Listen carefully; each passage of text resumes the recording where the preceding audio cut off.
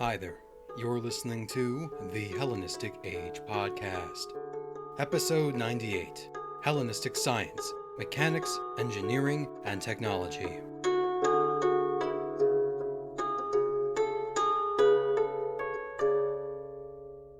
In our previous episode, we focused on the developments of mathematics, as those like Euclid, Archimedes, and Apollonius made significant contributions to the field. However, this was primarily with regards to theoretical mathematics, and today we will focus instead on how these theories were tested in the material world. From the 4th to the 1st century BC, inventors would turn the theoretical into the practical, in often astonishing ways.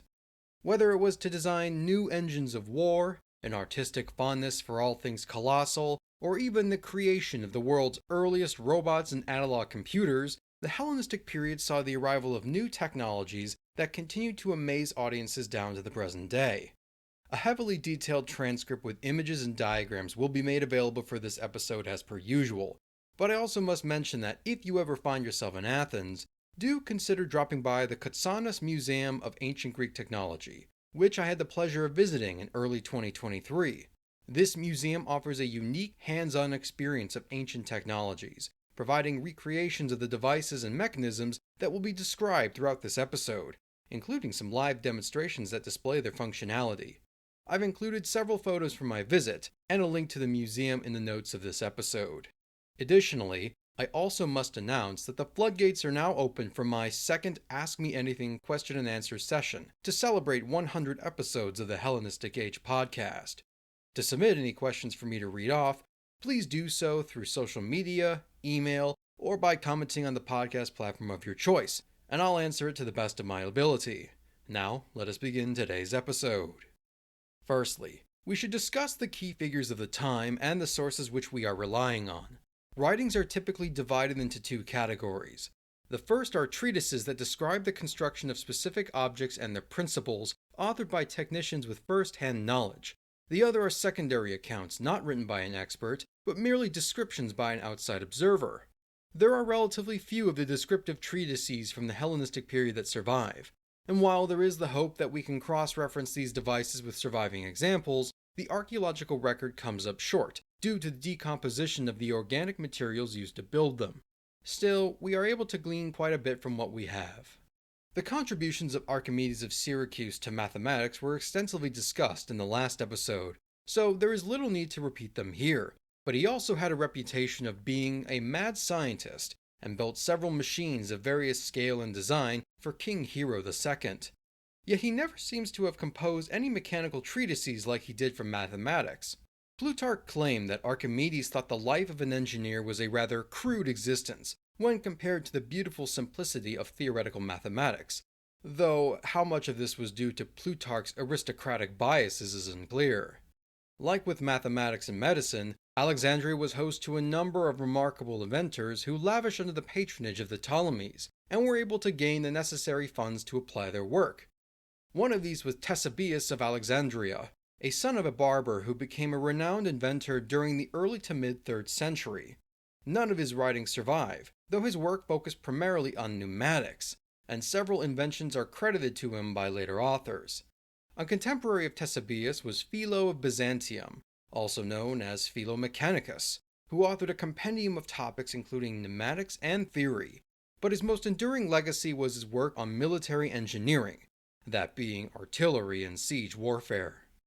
Though it may seem like a small list, we can also include other authors who thrived during the early Roman Empire. One of the most important sources on technology during the time is the Roman architect and author Vitruvius Pollio. Vitruvius served as an engineer in the army of Julius Caesar, before retiring sometime around 25 BC to compose his life's work, De Architectura, a treatise of 10 books dedicated to the Emperor Augustus. It is the only complete work on Roman architecture, but the composition covers a wide range of topics relating to engineering, mathematics, and other principles that would have been essential for the practice. This includes references to many devices and scientists from the Hellenistic world, making him invaluable for our period. Lastly, there is Hero of Alexandria, writing during the time of the Flavian emperors in the mid to late 1st century AD. His work is the culmination of Alexandrian science, with his treatises on pneumatic devices and other mechanisms that were either based on his own research or that of earlier figures like Ctesibius and Hero. It is important to distinguish what we mean by mechanics in the ancient context. The Alexandrian scholar Pappus states that mechanics is part theoretical and part practical, where concepts like geometry and physics manifest through a material application. In other words, mechanics is the study and movement of masses, primarily using machines. A simple machine is a type of mechanical device that allows the user to apply force in different directions and reduce the amount of effort in performing a task, but one that has few, if any, moving parts. Vitruvius elaborates further on the difference between a machine versus a device, whereby a machine needs multiple workers to use it, whereas a device can be manipulated by a single individual. The formula for work, measured in joules, is force, newtons, times distance, in meters, and what machines do is reduce the amount of force you need to apply by increasing the overall distance. For example, if you were tasked with moving a stone using 100 newtons of force across 10 meters, you have expended 1000 joules of work. While the overall amount of work cannot change due to the conservation of energy, a machine can act as a force amplifier by increasing the overall movement, simultaneously reducing the amount of force needed from the user. This is known as the mechanical advantage, something recognized by Archimedes in his work on levers. Going back to the example, we can use a device to increase the overall movement from 10 meters to 25 meters, thereby reducing the amount of force required to be 40 newtons. Plutarch recounts a famous story whereby Archimedes demonstrated the properties of mechanical advantage for Hero II by easily moving a large ship solely through the manipulation of a pulley with one hand, in contrast to the struggling laborers who attempted to drag it upon the shore. There are 6 types of what we would call simple machines: levers, a bar resting on a pivot or fulcrum; inclined planes, that being ramps or stairs; wedges, 2 inclined planes back to back like a knife or an axe; a wheel and axle; pulleys, a wheel which carries a rope, cable, or belt running through a grooved rim to move heavy loads; and the screw, an inclined plane wrapped around a cylinder. The first 5 were known prior to the Hellenistic period, but it was during the mid-3rd century when the screw became widely understood, and we find its most famous application in the movement of water. Hydrostatics, the study of fluids at rest or under pressure, and hydromechanics at large were of immense importance given its role in agriculture, land development, construction, and of course, human consumption. Vitruvius dedicates the entirety of his 8th book to the properties of water and how to move it, and during the Hellenistic period there was much work done on this subject. In Egypt and Mesopotamia, the shaduf was the earliest known machine used to pump water. Shaped like a fishing rod, a wooden lever was fixed to a pole and set up near the riverbank or shoreline.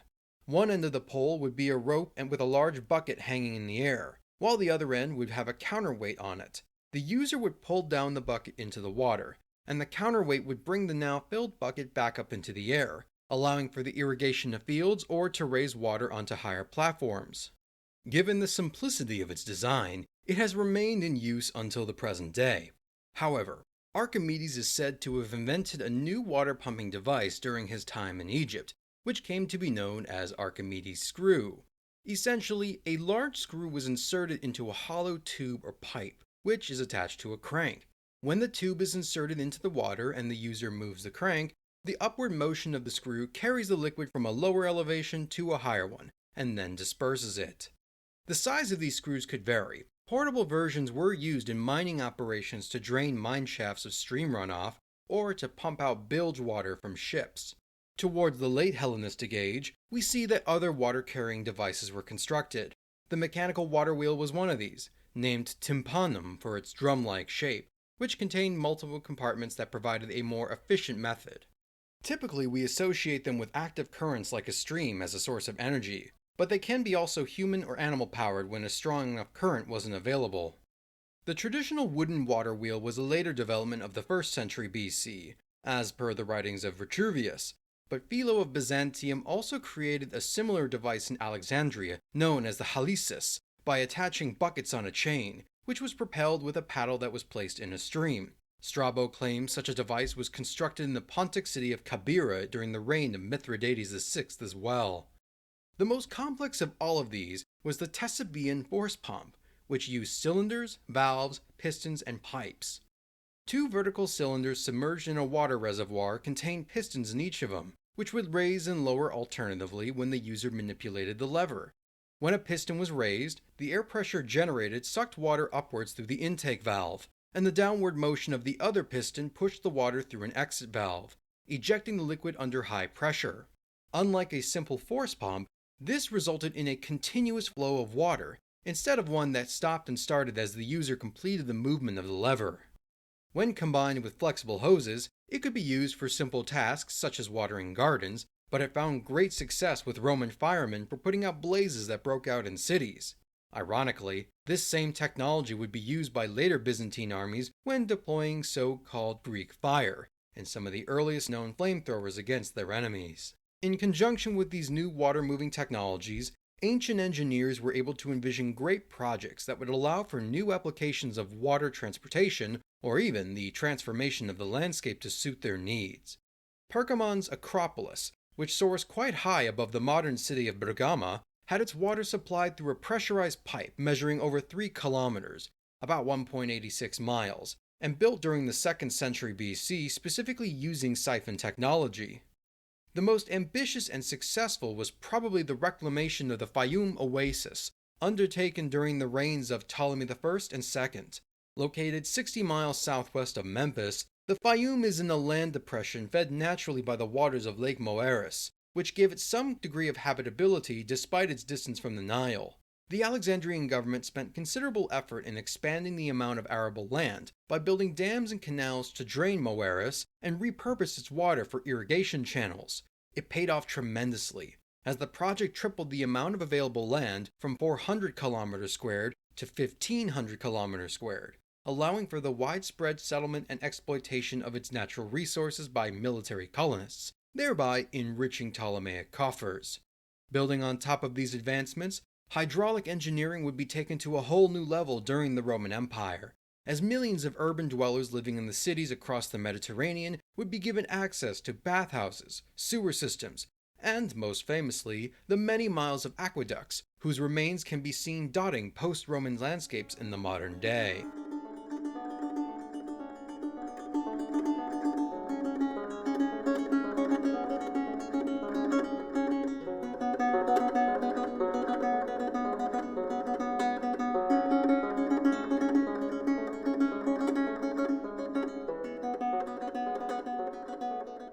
Technological progress is often driven by war, and conflict was especially abundant at this time. It is probably no coincidence that there are more surviving treatises on military technology than any other branch outside of agriculture.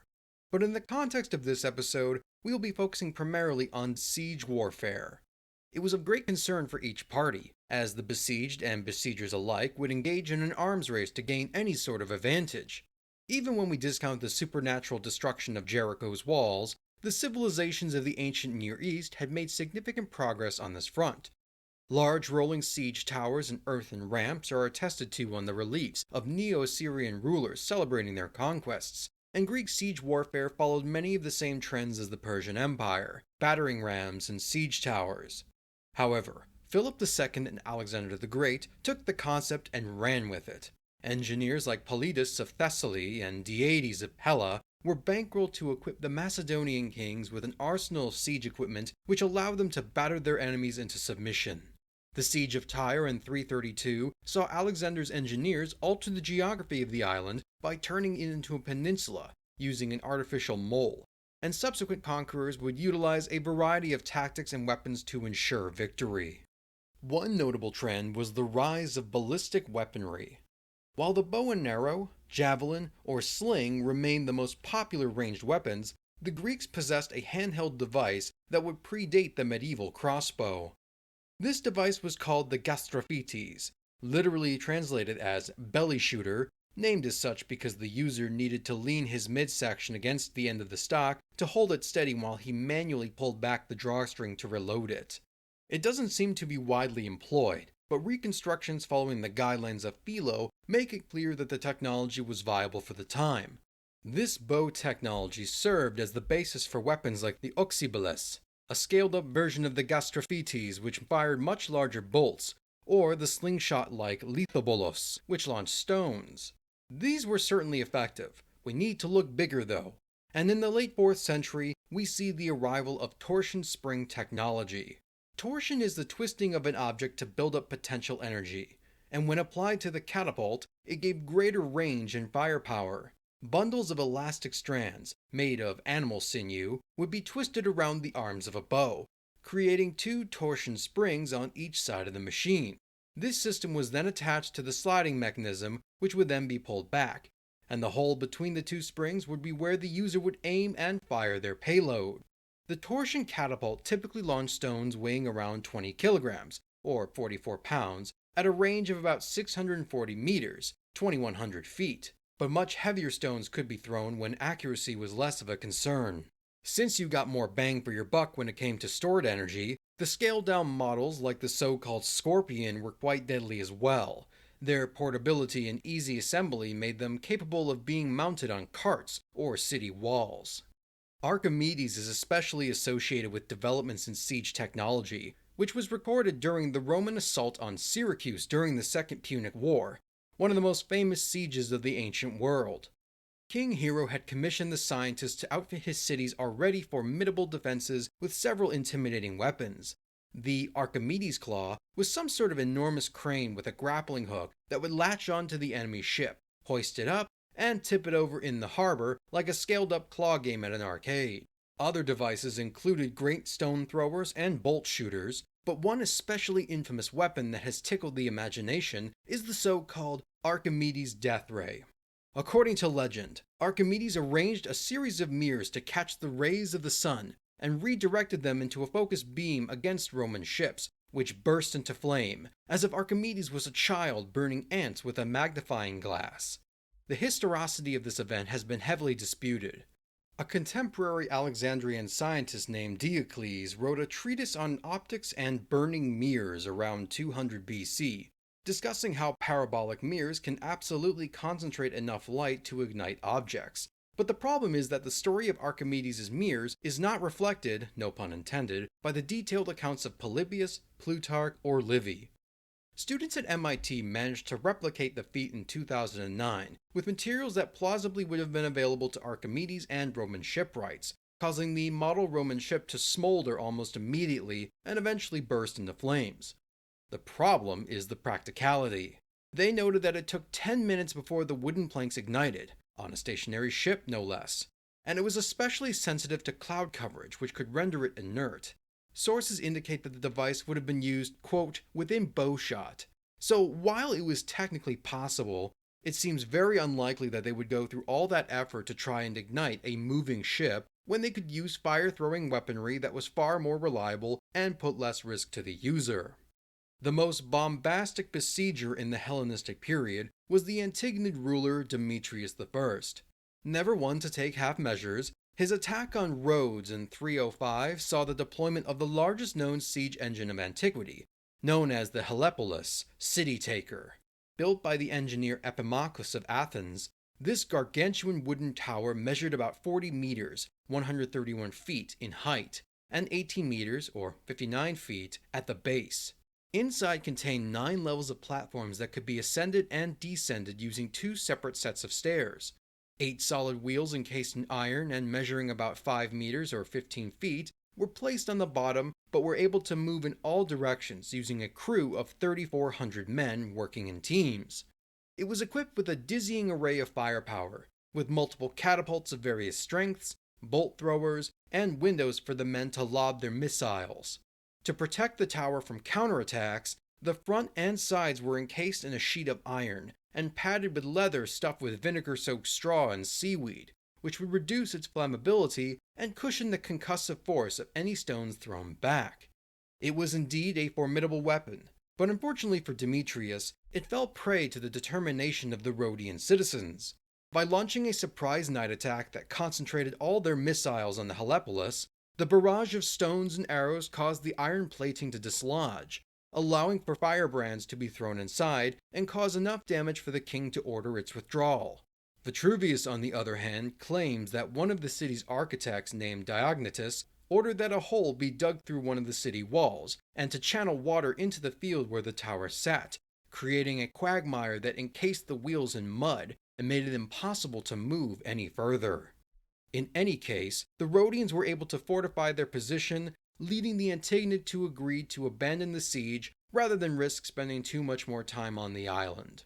Though he ultimately failed in his objective, Demetrius's drive to build such spectacular instruments of war earned him the moniker Polyarchetes, the besieger of cities. Naval warfare was also gripped by a love of gigantism, which reached a peak under the Macedonian kings. Ships were generally classified by the number of groups of oarsmen per side, or the number of levels these oarsmen rode. During the campaigns of Alexander the Great, triremes were the standard ship used, but some navies possessed larger vessels, known as polyremes, that included 4s and 5s. Larger ships logically required more men, but the size of the galleys reflected the tactics of the day, which was to outmaneuver and ram enemy vessels. However, the fighting between Alexander's generals resulted in the dramatic escalation of the size of these warships in only a few decades. Antigonid fleets initially led the way, building 6s, 7s, 8s, 11s, 13s, and 15s during the reigns of Antigonus and Demetrius I. Ptolemy II Philadelphus commissioned 20s and 30s, on top of an already sizable navy staffed with hundreds of polyremes. In Syracuse, Hero II commissioned Archimedes to build an enormous vessel known as the Syracusia. This was intended to be a grain transport ship, with a carrying capacity of 20,000 gallons of drinking water and 600 tons of cargo. And though we aren't given its dimensions, it is said that it required enough wood to build 60 4s. Despite its supposed functionality, it could also operate as a mobile palace, containing amenities like a gymnasium, garden, and library, and was capable of hosting nearly 2,000 people. The Syracusia was eventually gifted to Ptolemy III and renamed the Alexandris after its arrival in Alexandria, but the rulers of Egypt would not be outdone.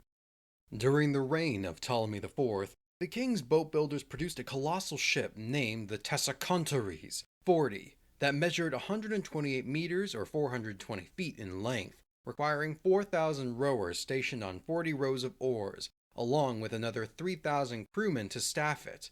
We aren't sure if it was one massive hull or two smaller ones tied together, but at this scale it was entirely impractical for military purposes and couldn't do much except float in the harbor. The rapid rise of this gigantism may be partially explained by the changing military tactics of the Hellenistic period.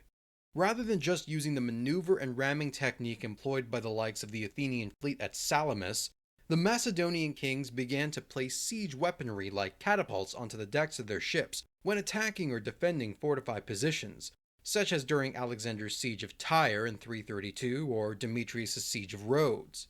Philo of Byzantium's writings on the tactics of siege warfare demonstrates the important role that these ships could play in besieging cities, though we do have evidence that they continued to use ramming as a method of attack. Perhaps above all else, these giants were intended to be displays of power. The costs of building and maintaining these ships were astronomical, and in some cases like the Tessaracontares, they would have been incapable of active duty. Yet there was a propaganda value to building such monsters, as it demonstrated the power of the king's navy and the prosperity of this realm for all to witness. This practice became far less common as the Romans began to dominate the Mediterranean, preferring instead to keep their ship sizes no greater than 5s or 6s, which better suited their style of boarding during a naval engagement. The combined fleet of Mark Antony and Cleopatra at the Battle of Actium was the last hurrah for the Hellenistic model, containing ships of 8s and 10s, but were nevertheless outmaneuvered by Agrippa's smaller vessels. With their mastery over Mare Nostrum, our sea, now secure, Augustus and his successors largely chose not to follow the Macedonian model, all except Caligula, that is, who commissioned a series of enormous pleasure barges whose remains were discovered at the bottom of Lake Nemi, now since lost during the Second World War.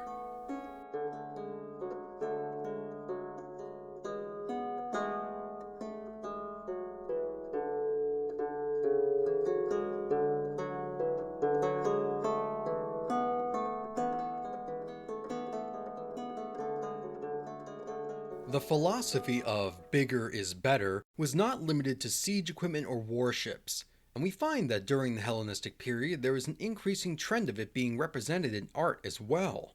Large statues were not unfamiliar to the Greeks. Monumental examples abounded in Egypt, such as the seated colossi of Memnon, really the pharaoh Amenhotep III, which measured about 18 meters or 60 feet, and dated to the 14th century BC.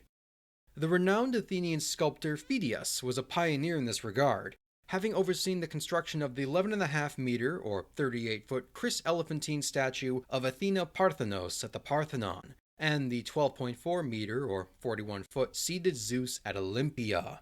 By the late 4th century, Greek sculptors were getting ambitious. According to Vitruvius, the famed architect Dinocrates of Rhodes, responsible for surveying Alexandrian Egypt and rebuilding the Temple of Artemis at Ephesus, proposed a seemingly ludicrous scheme to carve Mount Athos into a colossal image of Alexander the Great, big enough to contain a city in one hand, and with the other hold an enormous cup that poured the streams of the mountain into the sea. Surprisingly, Alexander rejected it, not because of its impossible construction, but because the city it contained could only have been supplied from the sea given the lack of arable land, and would have been impractical to support. Whether you believe this story or not, Hellenistic architects found considerable success in their pursuit of all things big. The failure of Demetrius Poliorcetes' siege of Rhodes secured the city's freedom from Macedonian rule, and gave its citizens a cause for celebration. To celebrate their independence and general prosperity, the Rhodians conceived of a grand monument that would be dedicated to their patron deity, the sun god Helios. In 303, work began under the sculptor Chares of Lindos, a pupil of the famed artist Lysippus, and for 12 years he labored to bring it to life. The total cost to build it was roughly 300 talents, funded in no small part by the scavenged materials from Demetrius's engines of war left behind after he abandoned his siege. While there are no contemporary images or eyewitness accounts of the Colossus of Rhodes in its full glory, the sources are universally amazed by the scale of the work. Upon its completion, it measured nearly 31 meters or 108 feet in height, roughly the same size as the Statue of Liberty when measured from heel to head, not counting the torch, making it the largest statue ever built in classical antiquity. It was crafted entirely from hollowed bronze, reinforced with iron, and had stones placed within the cavities to keep it steady, and it stood atop a base of marble that was placed at the harbor's entrance, which differed from the romanticized misconception of it standing astride in the harbor with ships passing between its legs. We may extrapolate that the design was similar to the colossal statue of Nero that gave the nearby Flavian amphitheater its better-known name, Colosseum. The Colossus of Nero appears on Roman coinage and is probably posed in a similar fashion, and Rhodian coins from the Hellenistic period suggest that the head of the god was adorned with a large radial crown indicating his connection to the sun.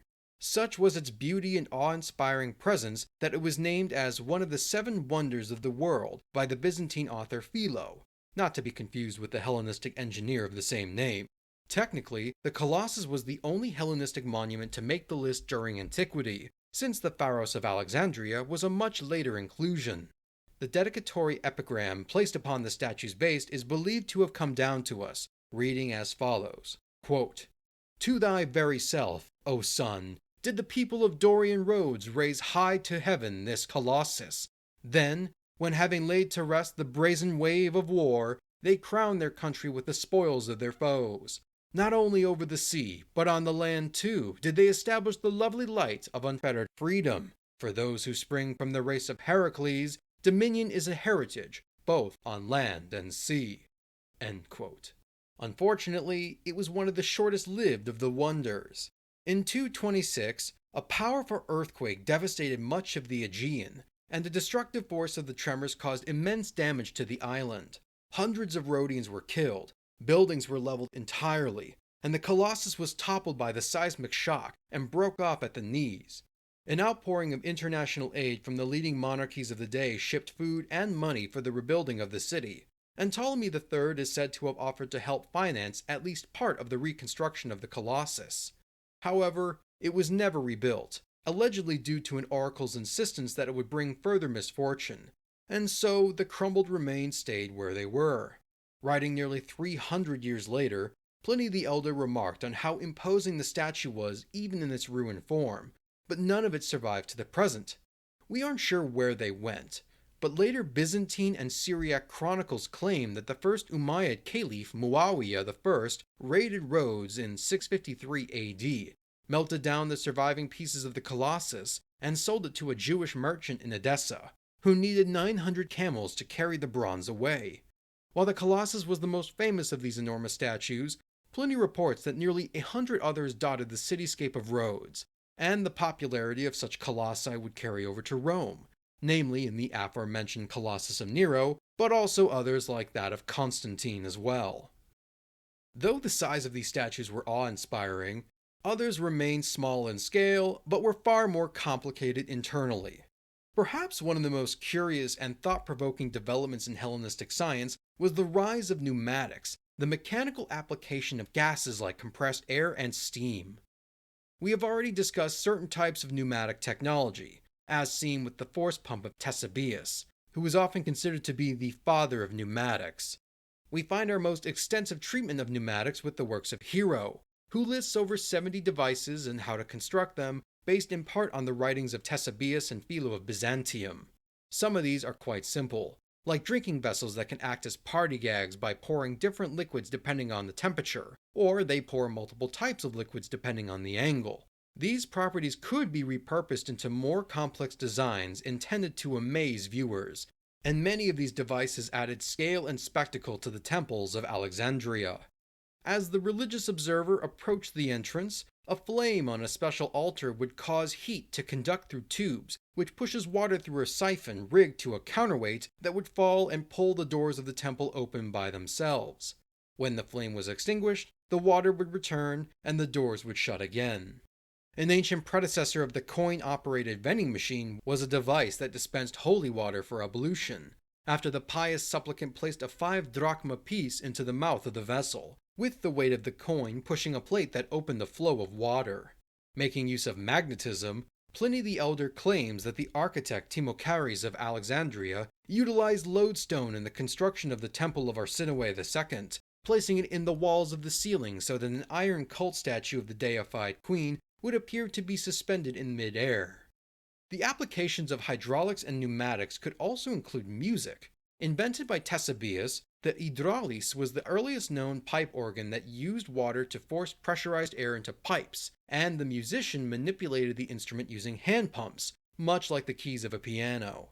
A design for a wind-powered version is also included, making it the first known instance of a machine powered by wind energy.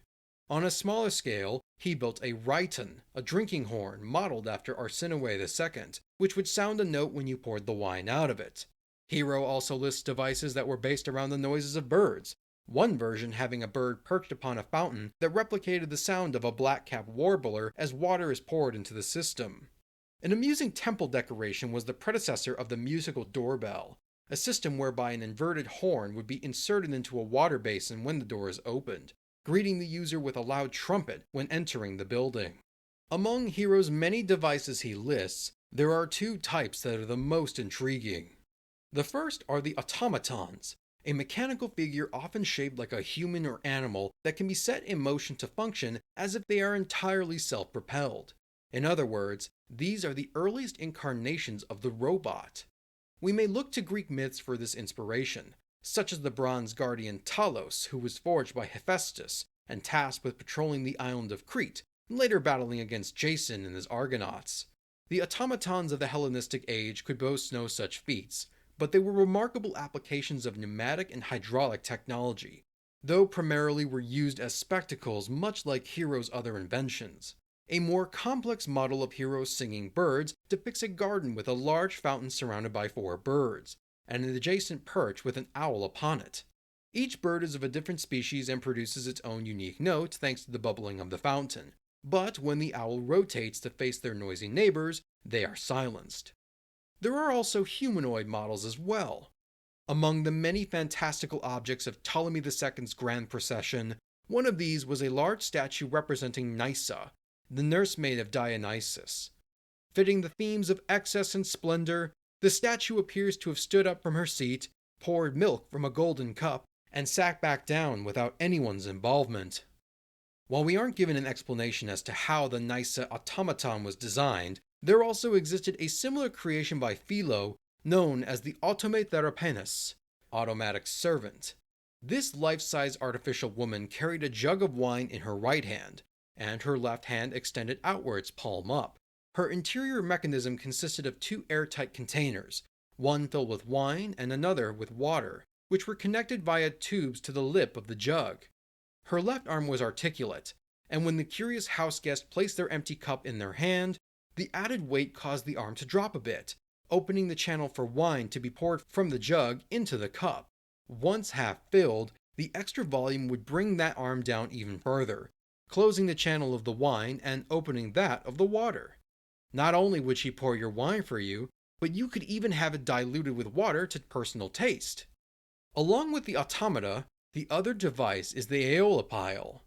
This curious mechanism consisted of a cauldron filled with water that was placed over an open fire, and the cauldron's mouth was sealed with a lid.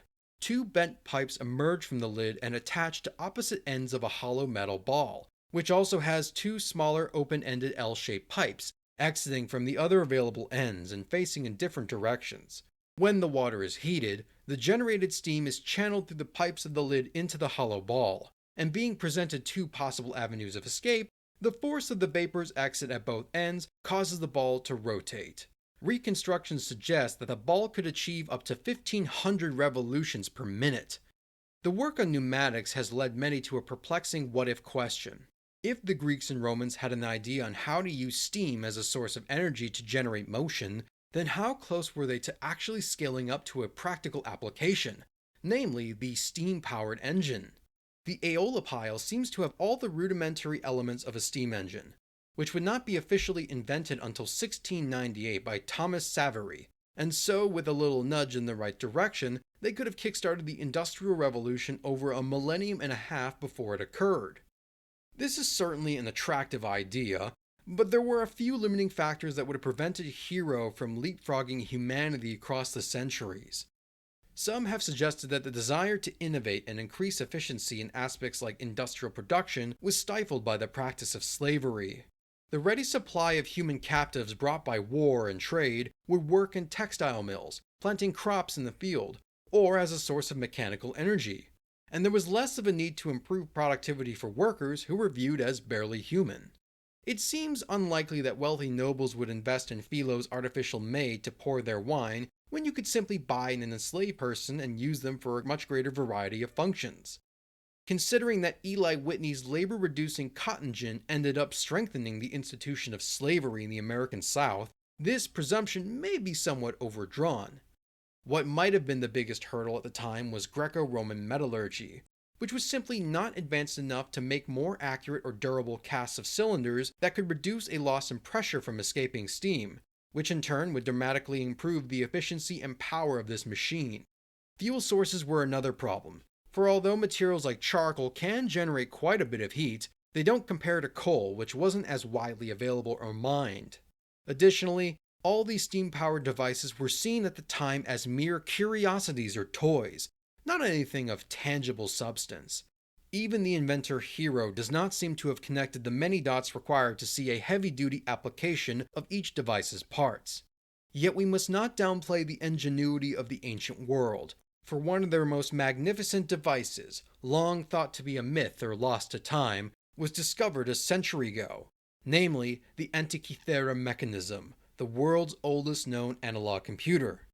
We will save the discussion on the mechanism for our next episode, bringing to a close our series on Hellenistic sciences.